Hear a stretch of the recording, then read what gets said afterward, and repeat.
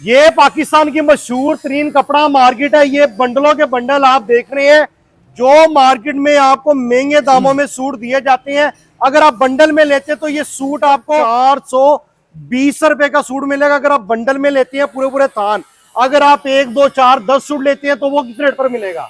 वो आपको 450 से 500 के दरमियान, 450 और 500 की रेंज में मिलने जा रहा है। आगे आ जाए, स्टॉक दिखाएं जरा कैमरामैन। यहाँ पर बहुत वैरायटी। अच्छा, ये फैब्रिक कौन सा है?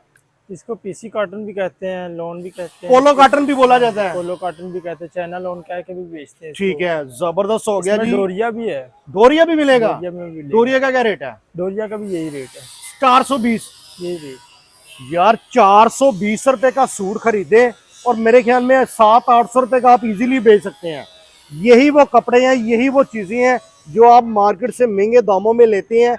ये होलसेल का कारोबार है। लोगों को पता ही नहीं है कि इतने सस्ते सूट भी मिलते हैं। अगर कोई माल मंगवाना चाहता है, राब्ता नंबर क्या है? 032800555904। इस नंबर पर राब्ता करके आप पूरे पाकिस्तान में माल मंगवा सकते हैं।